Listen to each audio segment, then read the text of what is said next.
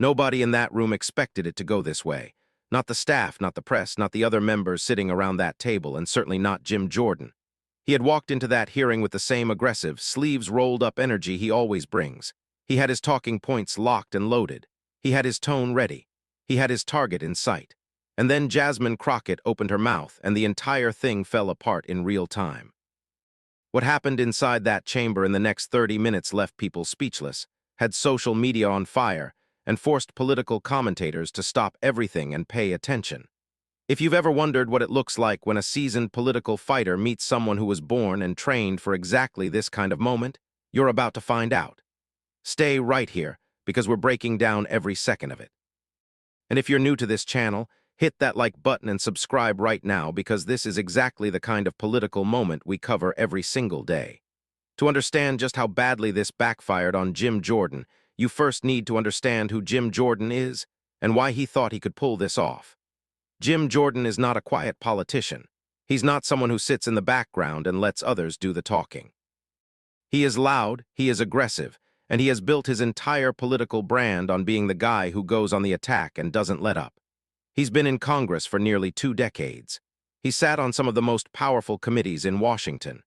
He's faced off with cabinet secretaries, federal investigators, legal experts, and political opponents from every corner of the country.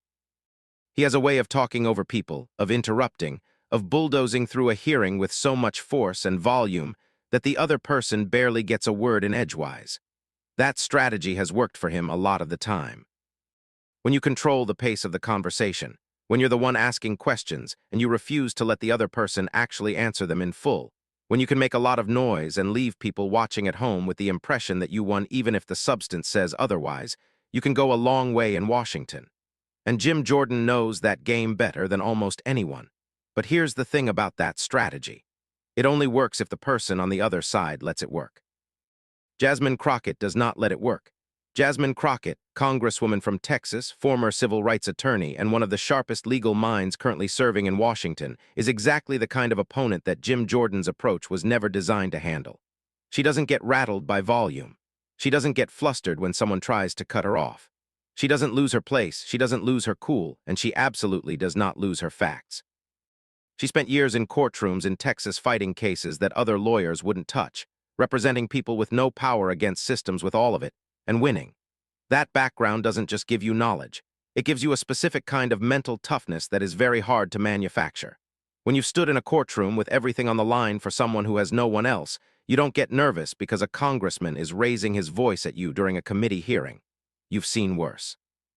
You've handled worse, and you know exactly what to do with someone who is performing confidence they don't actually have. Which brings us to what happened in that chamber. The hearing had been going for about 40 minutes when things really escalated.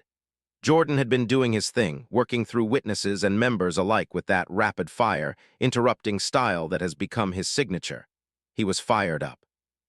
The topic being discussed touched on issues he had been very vocal about publicly, and he clearly felt like this was his moment to drive his narrative home. Then he turned his attention to Crockett. It started with what was supposed to be a challenge. Jordan made a sweeping claim about the issue at hand, delivering it with that signature forceful tone, looking directly at Crockett as if daring her to push back. There was an edge to it, a dismissiveness.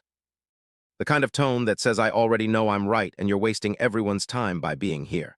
Crockett looked at him for a moment. Then she started talking. She didn't match his energy. She didn't raise her voice. She didn't perform outrage or indignation. She just responded clearly and directly to the specific claim he had made. And here is where it started to unravel for Jordan, because the claim he had made was not accurate, not partially inaccurate, not open to interpretation. Just factually, verifiably, provably wrong. And Jasmine Crockett knew exactly where the receipts were. She cited the specific data that contradicted what he had said. She named the source. She gave the year. She explained in plain language why the numbers Jordan had referenced didn't mean what he was claiming they meant. It was the kind of response that a good attorney gives when opposing counsel has just handed them something they didn't intend to hand them. Jordan tried to interrupt. He usually can. He couldn't this time, not because Crockett was louder than him, she wasn't, but because what she was saying was so clear, so specific, and so directly tied to the public record that interrupting it would have looked even worse than letting it land. The other members in the room were listening. The press was listening. And the more Jordan tried to cut in, the more he looked like someone trying to stop information from reaching the people in that room. Crockett kept going. She moved from the factual correction into something even more damaging. She brought up Jordan's own public statements on this exact issue from less than 2 years ago. Statements where he had taken a position that was almost the direct opposite of what he was now aggressively defending. She didn't editorialize. She didn't say it was hypocritical. She just put the statements next to each other and let the room do the math. The math was not good for Jim Jordan. There was a moment, and the cameras caught it clearly, where Jordan shifted in his seat, looked down at his notes, and then looked back up with an expression that was trying very hard to look like confidence. It wasn't quite getting there. The people sitting next to him at the committee table were doing that very particular thing that happens in hearings when someone is struggling, where they suddenly find their papers very interesting and develop an urgent need to look literally anywhere other than at the person who is currently being dismantled. Jordan tried a different approach. He pivoted away from the original claim and tried to reframe the entire conversation around a different angle. This is a classic move. When the ground beneath one argument collapses, you try to shift the battlefield. Change the subject just enough that you're no longer standing on the territory that's about to cave in. Crockett didn't follow him there. She held her ground on the original point and asked him directly whether he was withdrawing his earlier claim or standing by it, because those were the only two options. Either the data he had cited was accurate and he could defend it, or it wasn't, and the committee deserved to know that. The room got very quiet. Jordan's response was several sentences long and contained, if you counted carefully, 0 actual answers to the question she had asked. He talked about the broader context. He talked about political motivations. He talked about what the American people really cared about. He talked about a lot of things. He did not address whether his original claim was accurate, and Crockett let that silence speak for itself.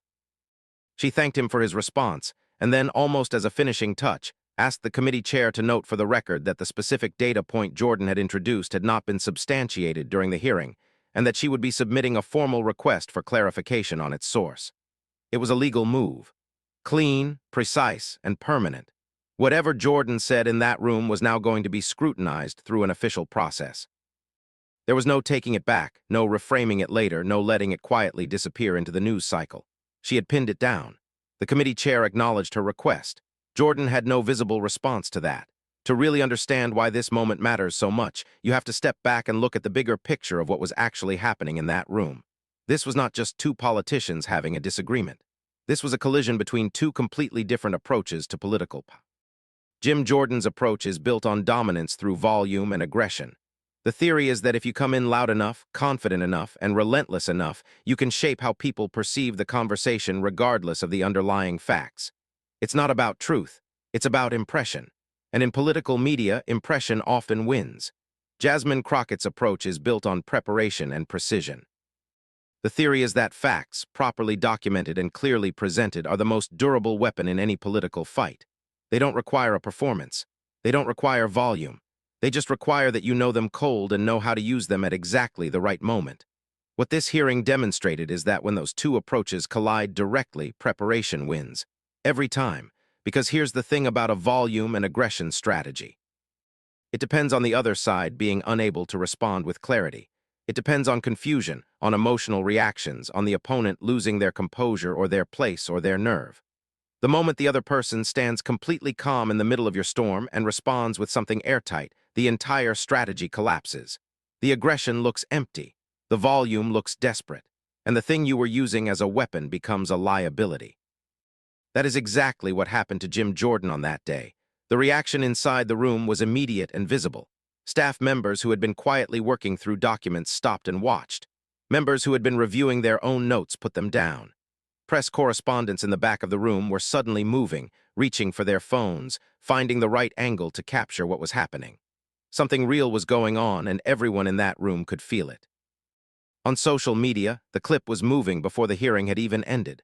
The section where Crockett corrected the data in real time was being shared across every major platform.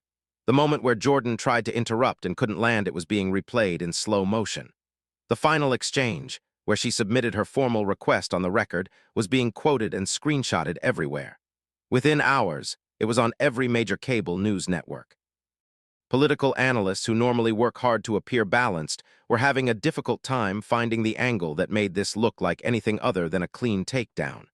Commentators on Jordan's side were notably quiet, or attempted to shift attention to entirely different aspects of the hearing, which was very telling. The numbers were staggering. Clips from the hearing were generating millions of views by the end of the first day. The hashtags around the moment were trending in multiple states simultaneously. Regular people, people who don't follow C-SPAN or track committee hearings for fun, were watching this clip and sharing it with their friends and family because it hit something real. People are tired of political theater. They're tired of watching powerful figures say things that aren't true and then use volume and aggression to prevent anyone from pointing that out. When they see someone step into that space and respond with actual facts, actual calm, and actual accountability, it resonates in a way that goes beyond politics. It feels like something honest in a place that doesn't always have a lot of honesty. That's why millions of people who don't normally watch congressional hearings watched this one. The fallout continued to build over the following days. Several of the organizations whose data Jordan had cited in his original claim put out statements clarifying that their research did not support the conclusions he had drawn from it. Two of them specifically noted that their findings had been misrepresented in the committee chamber. Those statements circulated widely and gave the story additional legs far beyond the initial clip. Political journalists who cover the committee wrote detailed analyses of the exchange, walking through each claim Jordan made and each response Crockett gave. The conclusion of virtually every analysis was the same. She had the facts. He did not. And she had executed the confrontation with a level of legal and rhetorical precision that is genuinely unusual in a congressional setting. Jordan's office issued a brief statement that focused primarily on the broader political context of the hearing and did not address the specific data dispute, which, as any attorney will tell you, is exactly what you do when you don't have a good answer to the specific data dispute. Crockett, for her part, gave a brief interview outside the chamber. She was measured, professional, and direct. She said she had simply asked him to be accurate, which is not a partisan request. It's a basic standard for any public official making claims that will affect real people. She said she hoped the hearing had been useful in clarifying the record. Then she walked back to her office. No celebration, no grandstanding, just the work. That composure, that complete absence of triumphalism is itself a statement. It says this wasn't about winning a moment. It was about holding a standard, and that's a more powerful message than any victory lap could deliver. Inside Washington, the conversation that followed among staffers and members and political professionals was revealing. Even people who support Jim Jordan politically were privately acknowledging that the preparation gap in that room had been significant. Even people who disagree with Jasmine Crockett's policy positions were conceding that her command of the facts and her execution under pressure had been, technically, exceptional. When your opponent's own allies are quietly admitting that you won, that's when you know the moment was real. The implications reach further than just this hearing. This was a signal about what the next generation of political accountability is going to look like. The era of loud performance as a substitute for substance is not over, but it is facing a direct challenge from people like Jasmine Crockett, who refuse to let performance masquerade as fact without consequences. Every member of Congress who relies on the volume and aggression playbook now has to contend with the reality that if someone has done their homework, that playbook fails. Publicly, on camera, in front of millions of people. That is a different kind of political risk than they were calculating before. There are already reports that Crockett has been in conversations with several colleagues about a more formal review of the specific legislative claims made during the hearing. The formal records request she made from the chamber floor is still active. The sources who provided the disputed data are still being pressed for clarification. This did not end when the hearing ended. Jim Jordan's office continues to focus its public messaging on different aspects of the committee's work. The specific exchange with Crockett has not been addressed directly in any subsequent official communications. The legislation that was at the center of the hearing is still being debated. The political forces around it are still in motion, and Jasmine Crockett is not finished. What happened in that chamber on that afternoon was not a fluke. It was not luck. It was the result of a specific kind of preparation meeting a specific kind of opportunity. And the people who were watching now know what that looks like. They know what accountability sounds like when it's delivered without anger and without performance. They know what it looks like when facts are treated as the most powerful tool in the room because they watched it work in real time. This is the story that Washington is still processing. The ripple effects are still spreading. The next move is still coming. And when it does, you're going to want to have seen this moment first, because this was the beginning of something, not the end. If this breakdown gave you something real today, do us a favor and hit that like button right now. It takes 1 second, and it makes a huge difference in helping more people find this content. And if you're not subscribed yet, what are you waiting for? This channel covers every major political moment exactly like this one, breaking it down clearly, honestly, and without the spin. Hit subscribe and tap the bell so you get notified the moment our next video drops, because the next chapter in this story is already unfolding, and you don't want to be the last one to know what happens next.